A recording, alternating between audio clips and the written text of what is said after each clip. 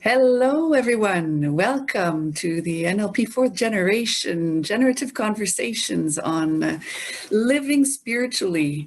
This is an initiative of our NLP Fourth Generation co-creation movement. And we started these conversations back in December, meeting people from the collective, meeting people from the core team and our sponsors, Robert Dilts, Judith Delosier, Stephen Gilligan. And today we have two amazing ladies, Aliyah, who is part of the core team, and Reb Veale from UK. And I'm really excited to hear this conversation on a topic that can all support us during these times of pandemic and beyond and beyond. So I'm going to eclipse myself and leave the stage to you, Aliyah and Reb. I wish you all the best in this conversation, supporting the collective. Thank you for being there. Thank you, thank you, thank you. Take care, Thank you very much. Thank you very much. Hi, everybody. It's fantastic to be part of this conversation again, to be back on the Facebook page of NLP Fourth Generation. I'm Aliyah Mohyeddin, and I am part of the core team of NLP Fourth Generation.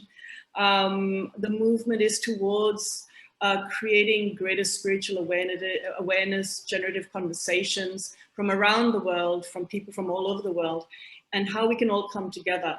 And in spite of the distances that might be between us, we're all connected in this one quest, if you like, in terms of how we're expressing ourselves spiritually. And I'm absolutely delighted to have Reb Veale, NLP Master Trainer. I will invite Reb to introduce herself in a moment, but she's somebody who's extremely dear to my heart. A very, very loving, wise, and a woman with great, so much to share. So Reb, welcome to NLP Fourth Generation. Welcome to this conversation. Really looking forward to spending the next period of time with you. I'd love you to introduce yourself to the people listening.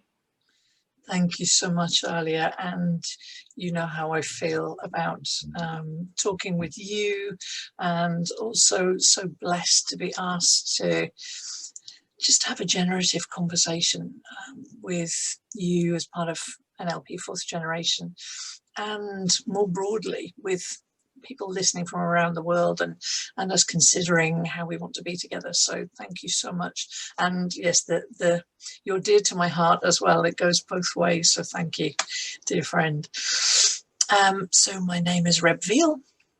Yes, I've been training NLP for quite some time. I've been in and around NLP for just over 20 years.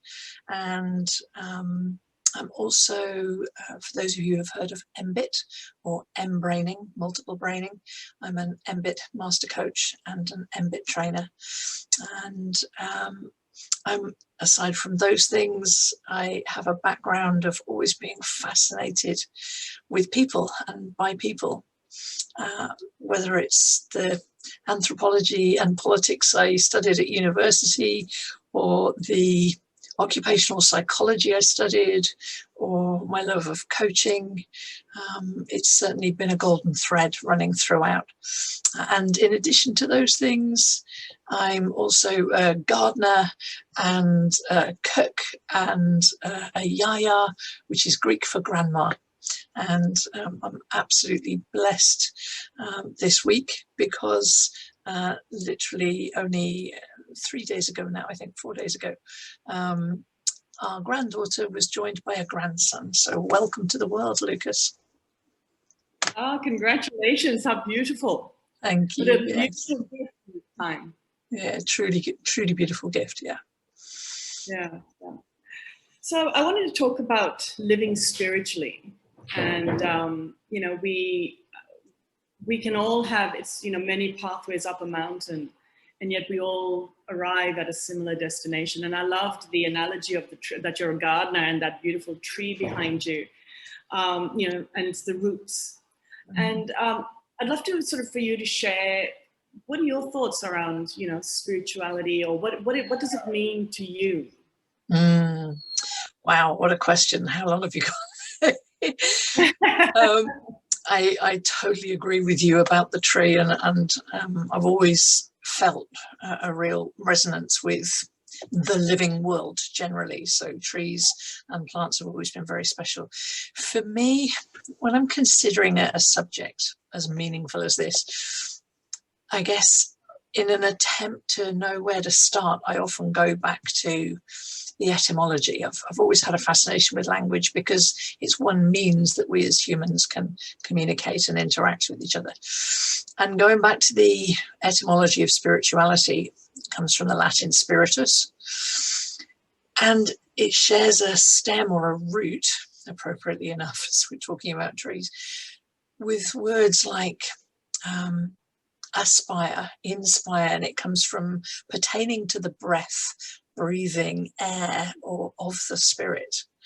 And spirit itself is about the vital principle in man and animals. And I choose to believe, my belief system is that it's much more broad than that. It's the whole of the living world. And I believe that the world in and of itself is a living entity. So for me, spirituality is the essence of who we are as one big system and as individuals interacting within that. So it's about as big as it gets. Yeah, it's we were talking a little bit earlier as well before you went onto Facebook, and it's interesting. This I've spoken about this a few times, and it's something that is of great interest to me in terms of this period of time in the earth or in humanity, the place Earth is in at the moment as a planet, as a planetary being. I love that you said that, the Earth itself is alive. And there's so much, if you sort of think back over the past 30 years, and it's been so much. And I really feel there is a quest for people really wanting to find out. I feel like people are waking up, and I don't know if that's the best description of it, but that's how it feels. Like people are wanting to know there has to be more, or waking up to a higher purpose.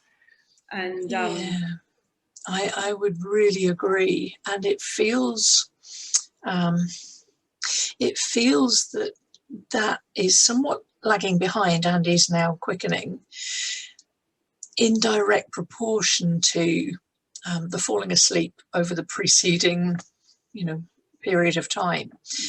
So massive rise of consumption and consumerism, massive rise in disconnection, whether it be through, and of course the irony or the paradox is not lost on me, that we are at least connecting through the media of electronic and computer technology.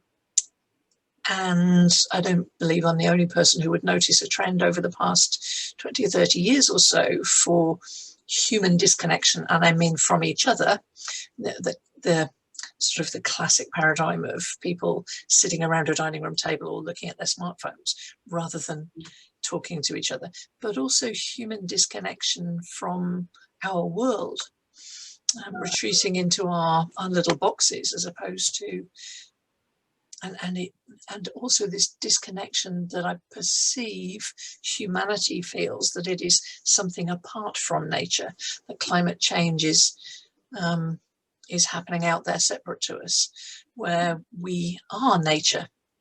It's not humanity plus nature. We are it, along with so many of the rest of our co-creative beings. And Yeah. And so have you always, is there some element that sort of takes you into your own spiritual knowing, or is there sort of an identification that you have that you'd love to share? It's again a really great question, because one of the things I noticed in myself when you first asked me to have this conversation was, okay, where's the meeting point and the distinction between spirituality and, for example, any particular faith or belief system or religious beliefs or what have you? The answer in that context for me is no, I don't identify as one particular belief system. And in fact, something I've shared with you previously, my necklace, the symbol there is the Hamsa, or Hand of Fatima, which is shared by so many different belief systems, including pagan belief, all the way through Islam, Judaism, Hindu, Buddhism, Christianity. So it's in that sense, it's shared, it's more plural, it's more inclusive, which probably actually leads to the way I do identify. I believe it's interesting because in religious beliefs, there's a phrase that's often used, which is as above, so below. And I absolutely allow for that to be the case. And I probably also would say my own belief system is summed up by as within, so without. So yeah, there's a deep-seated sense that in fact, the person who can put it most eloquently would be a dear mentor of mine who has passed on, Grant Suzalu, who's the co-creator of the field of embraining. And he used to use a phrase which is, we're fractals of the universe godding itself.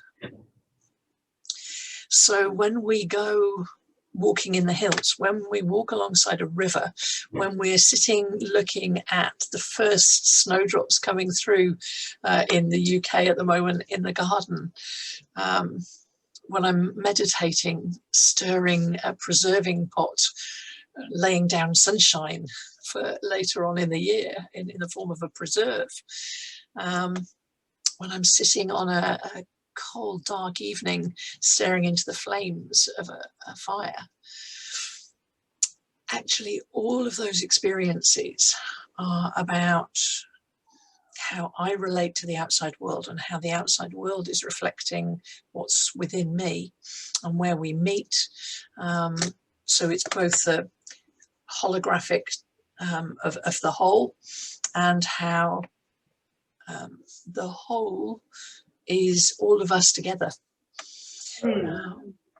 Yeah, and that's interesting because that's one of the precepts of NLP fourth generation, and the spiritual sense that we are part of a whole, and a whole is part of us.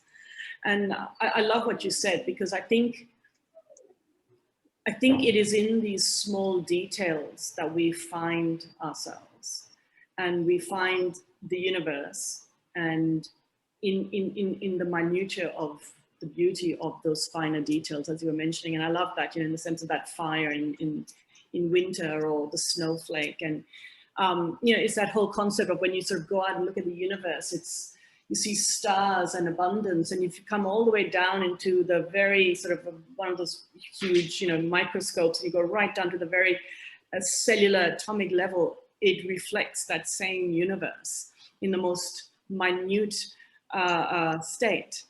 Yeah. And and so for me, spirituality is very much, my core belief system is that we're not human beings having a spiritual experience. We're very much spiritual beings having a human experience. And for me personally, this period of time that we have dropped into our spiritual souls, or that's our essence, or whatever we want to call it, has dropped in for a particular purpose. And for me, spirituality is living, that is honoring that growth of our spirit, so that when we get back onto our spiritual highway, we have come and taken what we needed, or given what we needed, or had that growth or journey that we needed from this particular detour of our highway. And what are your thoughts on that? Or yeah, absolutely. So two things sprung to mind. One, when you and Colette were talking about the tree in my virtual background, which I'm definitely putting out into the universe, trying to manifest as a real background. It's got a thing about trees and space. And I'm really struck that even that tree behind me, and we look at roots, and you look at all of patterns in nature, and they are replicated in us. You look at our neurology, if you look at the way our nervous system divides, if you look at even a micrograph image captured of a single neuron, actually those patterns replicate within and without. And the other thing that sprung to mind when you were talking there was about the Pierre Teilhard de Chardin quote about spiritual beings having a human experience. One of the things that Grant Susulu and Marvin Oka, the co-authors of Embraining, one of the things that they posited is that in a very literal sense, as well as a spiritual sense, we're not human doings, we're not even human beings, we're human becomings. We're verbs, we're constantly in process. So whether it's a detour in terms of the universe godding itself, whether it's whether your belief system is that we've had lives previous to this conscious awareness and we will do afterwards, whether you believe that in an entropic universe we are a nanosecond of eons and millennia of an ongoing entropic process. It is exactly that. It's a process. We are in process. And my beliefs and belief system now are different to what they were 5 years ago, 20 years ago, 50 years ago. And I'm sure they'll continue evolving. What I will say is I have a deeper and more meaningful to me appreciation of what my beliefs are now, and everyone else who has graciously allowed me, and when I say everyone, I mean all species, animal, mineral, vegetable, has graciously allowed me to be part of this nanosecond of existence. I'd love to hear, you were saying that your belief systems have changed over the course of the last, 10 years, 20 years, 50 years. What's that journey been for you? And I'd love for you to also share a little bit about this concept of embraining, so people sort of understand, get an idea of what you're talking about, because it's such a fascinating concept. Yeah. So in terms of my own belief-based background, as it were, there have been lots of different iterations from a fairly traditional upbringing. In the UK, I grew up in a broadly Christian background, and then rebelled in my teenage years, as so many of us do. And I think for a while identified as a Viking. I think I had some historical challenges with that one, but I would only write in runes for a while. Gorgeous, pretentious stuff that I can now look back on and laugh at, and hey, it served me at the time. And then I think I flirted with Buddhism, I flirted with Hinduism. I tried reading various different religious texts. Then I think I couldn't remember if I was agnostic or atheist first, but I flirted with both of those as well. And then I think probably when I hit my 20s, early to mid 20s, that's when I started really appreciating that there's something bigger also included me, and that there was an infinite ebb and flow, and that it was certainly at minimum, it was our whole planet ecosystem, and beyond that in an entropic universe. And it was that sort of inquiry and curiosity that led me down a wormhole in the internet one day, as it does. And that's when I came across Embraining, and this book that in 2012 had literally just been published.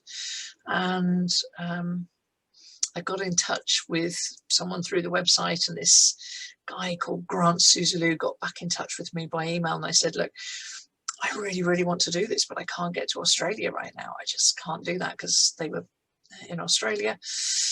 And he replied within half an hour, and he said, you could believe in coincidence, or you could take it on trust that I have literally just agreed with 2 guys in the UK to come across and do the first UK MBIT coach certification, or Embraining course. So it felt like kismet, or it felt like certain planets aligning, or whatever. And Since then, I've certainly still carried on training NLP, amongst other things, and certainly coaching. And embraining has really been a core focus of my life because of how much it's already given me. And I was telling someone literally last night on email, they were asking about it, and I was saying the joy of sharing embraining with people is probably the closest to pure bliss and connection that I've yet had the privilege of enjoying. So yes, it's really part and parcel of my spiritual beliefs now, and how I choose to live in an imperfect, work in progress way. It's a huge part of my life. So embraining being the book of the same title, authored by Grant Suzalu and Marvin Oka, based on the principle that we as humans, as human becomings, have multiple brains, multiple intelligence centers that were designed and created to have different competencies from each other. And that when we attend to those, when we come from a place of intention to connect with them, to take them all into consideration, and to live with them and make decisions in an aligned way, then our life benefits, our decisions tend to be wiser and more sustainable. And part of my belief system, and I believe it's grounded in embraining, is the more I'm taking responsibility for myself to come to my own life in that way, the more it pays into the whole, which comes back full circle to your sense that there are increasing numbers of people and pockets all over the world in different ways. Some through NLP fourth generation, some through embraining, some through mindfulness, some through meditation or well-being practices, some through religious beliefs, some people through taking action with regard to the climate emergency, and through these many, many different paths as up the mountain, as you said. Actually, we're coming together, and each in our own way making a cumulative difference, which as the numbers increase will become exponential. And yeah, it's a very exciting and challenging and truly wonderful time to be alive. Yeah, I believe that as well. And yes, and, you know, there's sometimes when one feels disheartened because of, you know, there's so much happening, and in a way it's, I mean, the two elements for me, one of them is I think it's part of human nature to seek that higher purpose. Ever since human beings have been sentient beings, we've been searching for, looking for that higher purpose. And that goes beyond us, our physical sense of ourselves. And I think that's, and to me, that is that internal soul that calls out to us. That's sort of how I see it. What I particularly find interesting in this period of time we're living in, and it can be very disheartening because there's, I don't want to sound, I mean, it sounds a bit cliche. And I'm not necessarily saying it's accurate either, because there's certain judgment in the comment. But in a way, we're in the moment of period of time when there's such a clash between good and evil. And you know, in terms of, I don't even know if that's the most accurate way of saying it, but there is a clash in ideologies, not so much in the content of ideology, but in direction. There is this whole movement of some people wanting for separation and pulling people apart, and there's another movement that's bringing people together. And I like to think that we are all, you know, part of that movement. The fact that, you know, I'm sitting here in Pakistan, you're in England, a lot of the other people here are, you know, in Canada and other places. And there is this movement in people wanting to express ourselves in our highest, with our highest intention, with our highest wisdom, or connect into it, and to be on that journey to discover it. And there are a lot of challenges that are happening simultaneously, as you were saying, you know, climate and what human beings are doing to themselves, what human beings are doing to animals. There's sort of I feel some ways we've separated from that awareness of the fact that we are actually a part of the flora and fauna, and the world is a living being, and our spirituality sinks us into the earth, and it comes back out towards us, and it connects the universe and the heavens, and we're all part of a system. And I think in a way we'd all forgotten that. And the journey is to reconnect to that and find it again and celebrate it again. And I loved your idea of the fact, you know, your comment of how, you know, there's enough movement towards it. It creates enough people with a few drops in the ocean, creates that wave. And in a way right now there's a wave of conflict in ideologies in a more broader sense. And so sometimes one can be disheartened, but at the same time, I love that I'm living now. I feel myself at a cellular level. And for me, spirituality has definitely coming into NLP helped awaken it. I always felt that there was that sense of that calling inside of me. I've always been a seeker. And NLP gave me the language to create a greater understanding for myself and to help others to create that understanding for themselves. I've kind of gone off track actually. But in terms of gone off with my own thoughts. But yeah, what are your thoughts on just how this period of time that we're in, it is actually a very, very special period of time. It's a hugely special period of time, and as you know, one of my other interests is spiral dynamics, or Graves' medical model of value evolution. And I've been looking over the past 18 months or so at combining embraining with the Graves model, and also meta programs as well. And I have this working theory about the evolution of the values model. And for a start, it was never designed as fixed. Graves, in his own paper, his own work, says it's not set in concrete. You know, a person, it's not about labeling people and saying, oh, you're this level, you're fifth, level 5 or whatever. So firstly, there's that possibility that NLP and NLP fourth generation particularly offers us that actually we are all evolving. We have that capability to realize, to sit with, to be in presence of, to, as you say, sense ourselves at a cellular and intellectual, neurological, spiritual level. But I have this working theory that, bear with me on this one. So the levels in, for example, what most people would know as spiral dynamics or the Graves model, the levels are a bit like tectonic plates.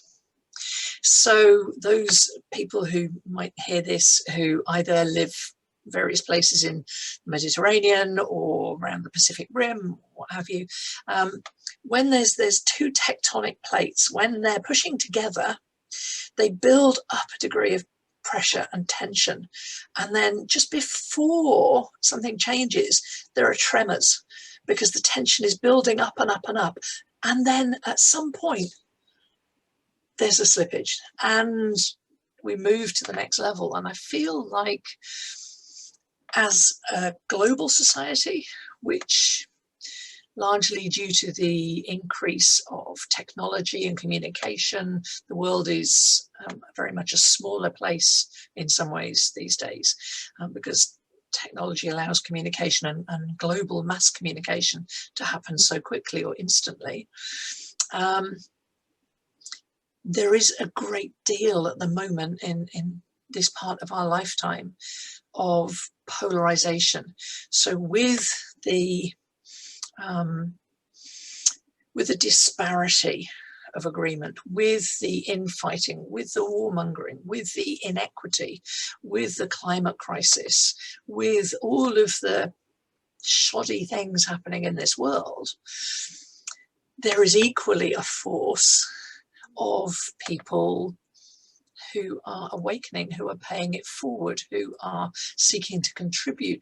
Many people reported at the beginning of what we now know as lockdowns, at the beginning of this pandemic in different parts of the world, there was this innate outpouring of altruism and appreciation of our shared humanity.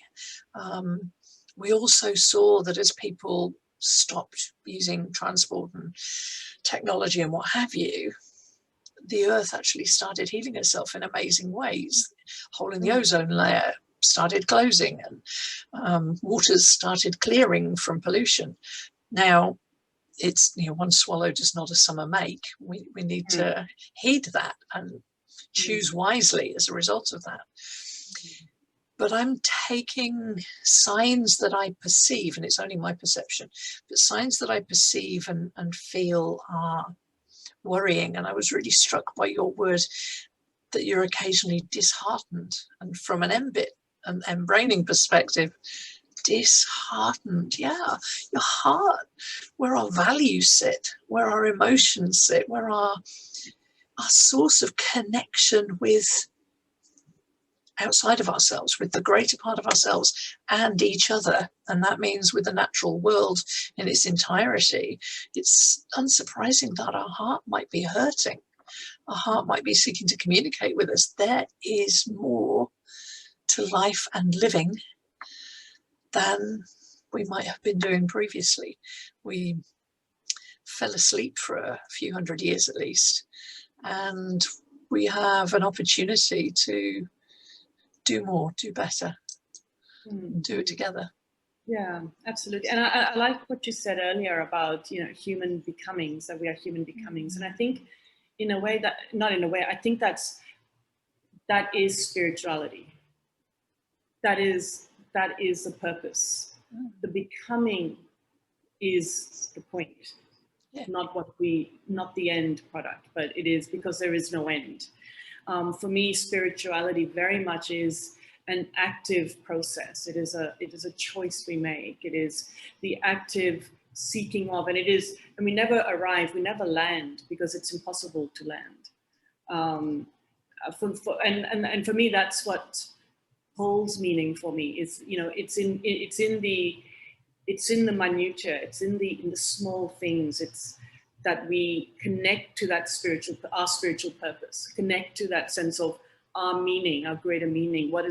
Why am I here? That's a question that was actually what brought me into NLP in the first place, which was many years ago now. And I remember at that time just thinking that, you know, if I was to go today, there wouldn't even have been a ripple of the fact that I had existed. And I couldn't bear that, because for me, and I think it's a human experience, we need to make an impact. There needs to be a sense of, yeah, there's purpose to my existence.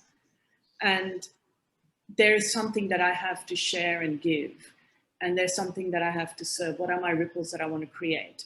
To me, that identifies as spirituality to me.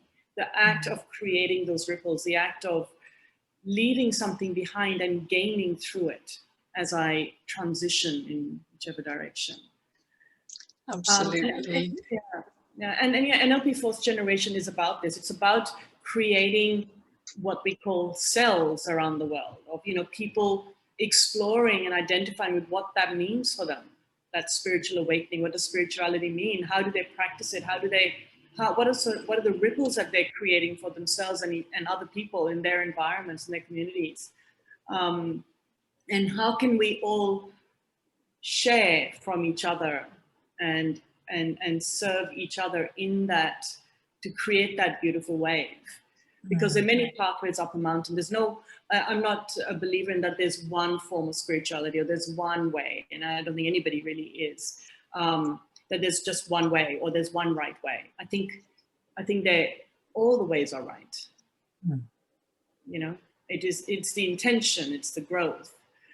So are there any practices? Yeah, you were going to say something. Sorry. No, I was just going to completely concur with what you said about growth, and sometimes it's a bit of a dance. Speaking personally, it's 3 steps back, 2 steps forward, 2 steps back, 3 steps forward, and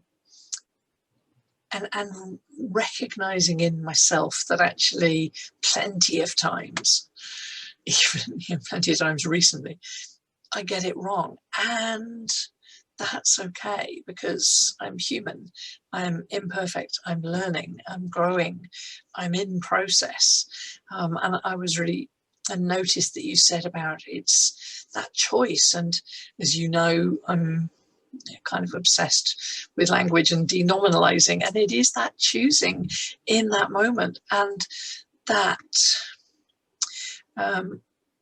that really comes for me going back to the language thing again.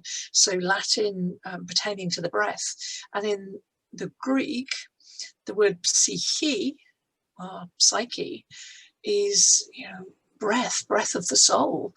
This is and going into what practice do I use to connect spiritually? What do I find is most consistent with me? It is connecting with the breath. And of course, that is a fundamental part of embraining as well, that we connect with our coherence and we enable congruence and alignment through our breath. And that is the one constant in my life and all of our lives. I can pretty much guarantee that everyone who's listening or listens to this later on record is breathing. So, and yet no breath is ever the same, either existentially as the last one. It's not the same biologically, chemically, neurologically. Every one of them is unique and ongoing. We are choosing in every given moment, how am I relating to myself? How am I relating to the greater than me, of which I play a part? So we use in embraining, we use balanced breathing or autonomic breathing to not only as a means of bringing coherence to our system, our body-mind system, also as a means to connect to that which is outside the boundary formed by our skin. Now that could be with each other as humans. It could be, somebody mentioned to me recently that they do a practice of something called awe walks, AWE. The practice of not only just enjoying a good walk in nature, but proactively, whilst they're walking, finding something that causes the emotion of awe in them, and really being present with that. And for me, the breathing is a key element of that. Amazing. And is there sort of a way that we could share with people listening, and between you and me as well, that sense of that breath? And yeah, absolutely. So the first thing is just to make sure that we're sitting or standing in a way that our rib cage, and particularly our diaphragm, just above our belly button and below our lungs there, is open and available to breathe in and out. And we tend to, thanks to, I'm going to lay it firmly at the feet of the 1980s and television and the internet, we tend to breathe wrong. As humans, or wrongly, we move our shoulder. I remember shoulder pads with the Days of Dallas, the TV series. Lots of shoulder movement, and actually that's ineffective because it keeps our breath in the very top of our lungs. Our lungs, which in and of themselves look like internal trees. In fact, the bronchial tree is called just that. Is designed to breathe into the very fullest extent of the alveoli at the very end of the lungs. So breathing fully and deeply in through our nose and out through our mouth where possible, all the way into our diaphragm, so that if we're breathing effectively, we actually see on our in-breath our belly coming right out to its fullest. So all the internal organs move out to allow our diaphragm to contract down and air to be sucked into our lungs. And to come into coherence, into full presence with this moment, wherever you are now, and whatever you're doing, thinking, feeling. To breathe in and out evenly for a count of about 6 seconds in or 6 seconds out. If that's too slow, 4 in and out. For those of you who practice yoga or meditation, it may be 10 in, 10 out. The key thing is bringing ourselves into that autonomic nervous system balance, and that coherence.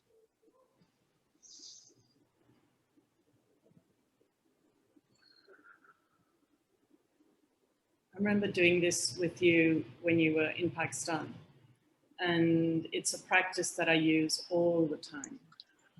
Definitely very much a part of my daily practice, especially in times when there's maybe stress, or maybe there is a lot of work, emotional stress, physical stress, whatever it might be, and connecting into that balanced breathing is just so centering. Yeah. So calming. Just go back to your core. That's how I find it. I go back to my core and I'm like, okay, I can step back, step forward again into life and whatever it is that I'm dealing with more resources available to me. Yeah, it brings us. Exercise. It brings us into our core literally as well as figuratively, and it brings us into the present moment.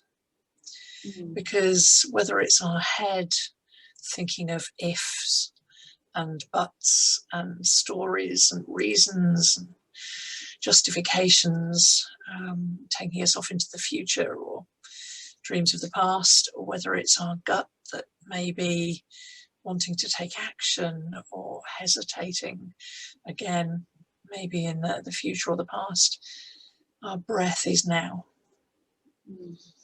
And if we come back to our breathing in this moment, that's when we have that possibility for connecting with ourselves and everything else. I agree. And it takes me back to that concept of the ripples that I was talking about earlier. And I think, for me, spirituality is also, it is about that, the greater meaning, the higher truth, the ripples. There are multiple ways of saying it. But to actually live it, you have to be in the moment. You have to be so present in the moment to what's happening for you, how you're showing up in every nanosecond, how you're showing up. And what embraining did for me was to give me that sense of alignment of where am I heading and how am I being right now? Because the universe and eternity is in a second, as a second is in the universe and eternity. Yeah. And they are the reflections, or they're one of the same thing, in fact. Yeah. In my view, anyway. Yeah, absolutely. And people so much more intellectually capable than me have talked about how the future is an illusion and the past is gone, and how all we have is this moment, and how they are all the same. All we have is this moment and this moment and this moment. So I can't talk about that particularly intelligently.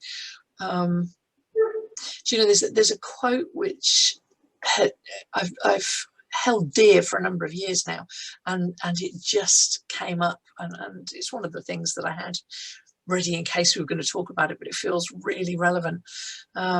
It's Carl Sagan quote, who I have huge respect for and affection for.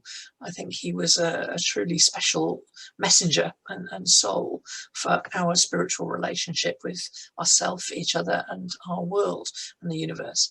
And he said, when we recognize our place in an immensity of light years and in the passage of ages, when we grasp the intricacy, beauty and subtlety of life, then that soaring feeling, that sense of elation and humility combined is surely spiritual. That's beautiful. Generally, Carl Sagan always says it better. Yeah, he does. In fact, I would definitely like a copy of that quote. It's beautiful. I'll put it in the Facebook post when I see the recording after. That would be lovely. We are going to open it up to people if they have any questions that they'd like to ask you, any comments they'd like to share. Just going to quickly if somebody would like to any questions or comments. Let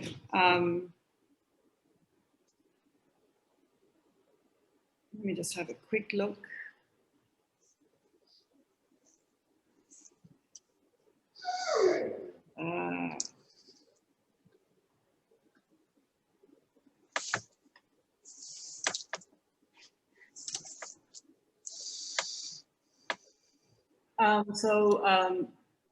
Jareth Will Lassen, perhaps he says perhaps we all have different pictures in mind what spirituality is. Perhaps we are all right. Perhaps no one has, and quantum physics is just the start of the next level of our journey to understand to its fullest. Yeah. Wow, how beautiful. Yeah. Absolutely concur. And NLP teaches all of us, right, that we have different maps of the world, but we're not only talking literally. That goes for spirituality as well. Our perceptions may be, it's a bit like Steve Andreas's description of the elephant. You know, we all sense different aspects of it. So of course it stands to reason that we have different pictures, different descriptions, different senses. Yeah.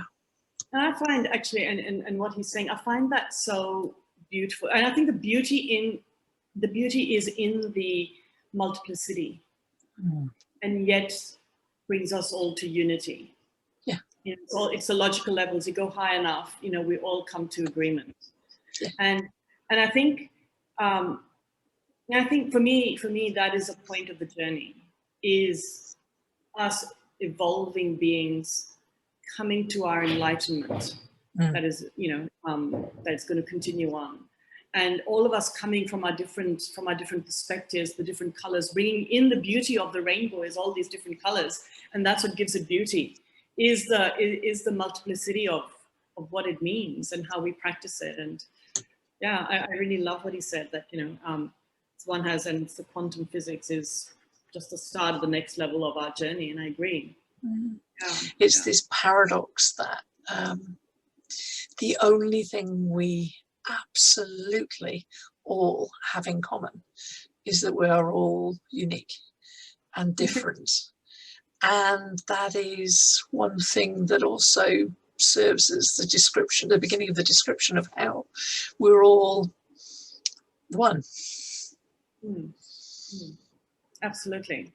We're all one, and we're all uniquely ourselves, perfectly imperfect, finding our way, and yet we're all so similar. I'm somebody of, you know, of cross-cultural background. You know, my father's from Pakistan, my mother was from Australia, and on the surface, there are two very different types of cultures, different religions, different ways of looking at life, and I've only ever found similarity. And I found that the differences are so superficial, and yet the things that are similar are so much deeper. And it's sort of one of my core beliefs about humanity and about ourselves as, you know, this whole concept of we're made in the image of God, and whatever God might be, you know, people have different versions of whatever that represents, you know, universe for me, spirit. We're all multiple shades of this greater connection of ourselves and each other. I just, this exploration, this journey for me is one of extreme love and extreme. And that's another thing I find when I love me, I love externally more. Mm. And when I love externally more and love me more, I connect into my higher purpose and into my truth. Because for me, to me, it sort of comes down to the word love. I believe that's what we're made for. And everything is actually is a search for it. Yeah, it's what we're made for. It's what we're made of. And I remember back when I was at university doing anthropology, and I'd be looking at different indigenous peoples and peoples across the world and different cultures, different belief systems, different languages, different social cultures. And the one thing I was always struck by was all of those ancient cultures that had survived for so long, firstly, were continuously evolving. Secondly, had such deep connection with and respect for the rest of the beings on this planet. Their lives and cultures were by definition sustainable. And yeah, we had a bit of a, as you called it, a detour for a few hundred years, particularly in the industrialized West, before we actually realized, hang on, some of those old ways and ancient ways are actually the ones that hold the answers for us. They're the things that will bring us back to being in harmony with ourselves, with the planet, with each other. We just have to look, listen, and love. Yeah, absolutely. Oh, thank you so much. It's always so wonderful to speak to you and to share, to have you share your wisdom. And, I love our conversations, whether they be long, short, over days, for a few minutes. It's always very rewarding. I'd love to invite their people on the Zoom call. I'd love for you to, if there's anyone who'd like to share, comment, that'd be lovely. I'm also going to check Facebook and just see if there are any other comments that people want to make. Welcome back, everyone.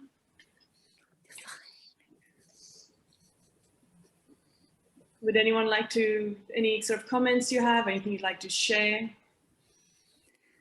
Just like you said, Aliyah, I would love to continue the conversation. Yes, Such absolutely, a joy. absolutely. Mm. Somebody has asked Reb. So hi all, Reb. What would be a very deep meditation you enjoy? Ooh. There's so many different types. So yeah, meditation with music in the background, sitting and meditating on my breath, and meditation sitting watching a fire, like I said, or stirring a big pot of preserves, or this time of year in the UK is marmalade time of year. So really pretty much anything, if we connect into our present moment, can be such a deep meditation. And honestly, talking with a dear friend or dear friends and being able to gaze into your eyes, even though it's through technology, being able to feel like I'm in the living room again with you, that is a meditation. It's and brings huge joy. Yeah, I agree with you. For me, meditation very much is that consciousness of the of every moment and what you're doing in it. Whether, as you were saying, the marmalade, the shaking of a pot, the stirring of a pot, or each moment is meditation, is awakening, is awareness, is purpose, if one chooses for it. For me, spirituality very much is a choice and is very much an active process of how do I choose it, or do I choose to go on the journey of discovering and then being self-aware in every moment of, Speaking of meditation, I remember many decades ago when I first was introduced to meditation, and I remember they said, all you need to do is empty your mind. So I thought, okay, I'm going to sit there. In the days when I could sit cross-legged, can't do the lotus position anymore. And I was sitting there and I was closing my eyes. They had some lovely music in the background, maybe even an incense stick or two. And I was sitting there and I was thinking, and just empty your mind. Oh, no, there's a thought. Oh, no, I'm thinking about having that thought. And I for quite a few years, I was kind of tough on myself and thought, I can't do meditation, until I realized I don't have to stress. I can just notice, a bit like a conveyor belt or a river. Okay, there was a thought and there it goes. And just come back to now, just this moment anew each time. Yeah, I agree. It's not being attached, not necessarily being attached to a thought. Allowing it to come, allowing it to go. Enjoying it or laughing at it, or it's hard for me to stay in the background and not say anything. Can I say something? Please. I just wanted, I love that question from, I'm sorry, I missed who wrote the question on the meditation, but something I've been doing and it's really been helping me is like drinking the rays of the sun. It's meditating in the sunlight. And, you know, the fourth generation is all about bringing more light. And I said, well, how do we bring more light? Well, whenever I see a ray of sun, I go say hi and I let it come and absorb every little cell of my body. And it's been making a really beautiful difference in the body. I think I receive more than just the light. There's something in there. So it's meditating in the light, literally. It's been making a difference. Sorry, just had to share that. I love that so much. And there's something about being out in the sun, or watching the fire, or watching waves, or just being in a forest and watching trees and the snow. It defies the conscious mind. It bypasses the conscious mind completely. Connects to us in spiritually, I believe, but also cellularly and organically. Yeah. And that's part of us being part of the earth, because and part of the flora and fauna. When we stop and connect, we connect into ourselves in a way that when we're running around and doing a million things, we are not necessarily connecting. And then we find these moments. Yeah, our human body deeply recognizes our contact with nature in a way that isn't just spiritually uplifting and metaphorically wonderful. It's physiologically, biochemically, neurologically recognizing our connection. I have a friend who has been recovering and healing from COVID, or long COVID.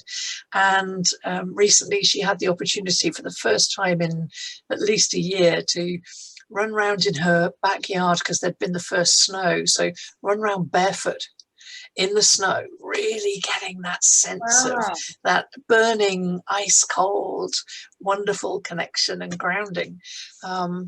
And we all know what it's like when you get to smell your first scented flower of the year. Or earlier on today, literally, we saw our first big bumblebee flying through the air. So each and every one of those physiological connections, whether it's through any of the elements that we have the privilege of connecting with, that is where we sense on all sorts of levels how we're coming to life. Yeah, I agree. Yeah, so I think any other comments? Chantel's gone. Jonathan, is there something you'd like to share, or no? So part of so I think nothing to say. I was just rubbing some cream on my lips. I wasn't raising my hand. And so part of these conversations, right. Connecting at a cellular level. And one of the parts of this, one of the purposes rather of these conversations is to expand the conversation out.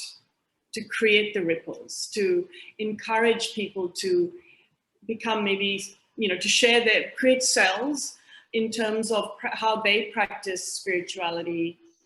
And Colette can speak a bit more about this as well, but also get the conversation generatively moving forward and bringing in the color and the dynamism of it and the different elements as that person said, I'm sorry, Gareth said, it's we all have different ways, and it's part of the quantum physics that all our journeys are actually leading, when we go high enough, to the same destination. And we're all bringing in different colors of the rainbow into the conversation, just makes it more beautiful and dynamic. So, yeah. Colette, would you like to add something? You're doing beautifully, my dear. I'm just so happy to hear each of these perspectives, as you mentioned, all these colors of the rainbow all coming together. And beyond the conversation, the fourth generation movement is about developing it. So then after the conversations, we're going to be moving into the research and the development of this generation. But this is further along on the road, on the path, on our journey of creating it together. But first part is get together, talk about it, and then we'll see what happens and what emerges. Robert Dilts said the fourth generation is going to be created through emergence or channeling.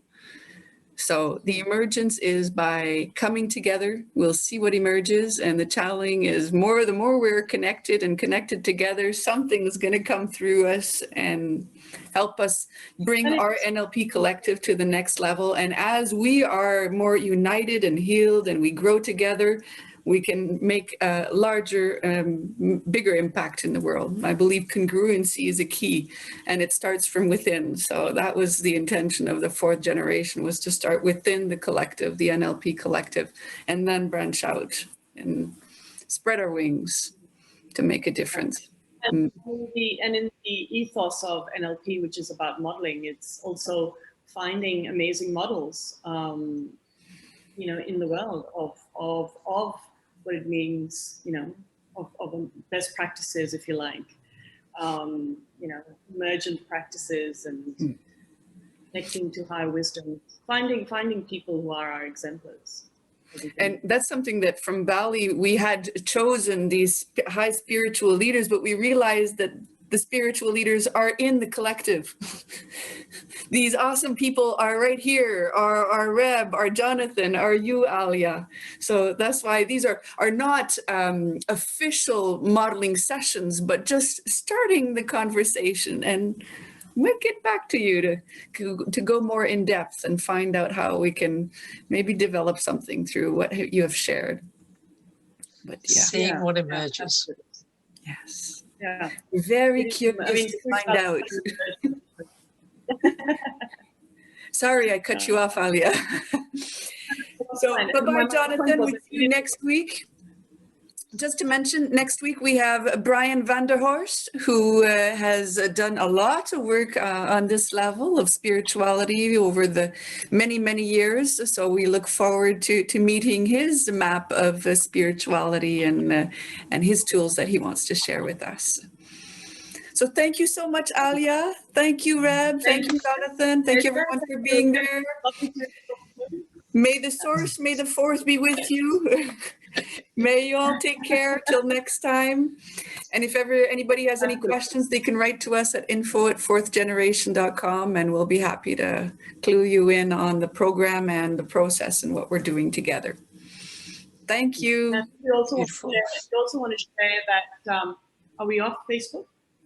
Yes. Yeah.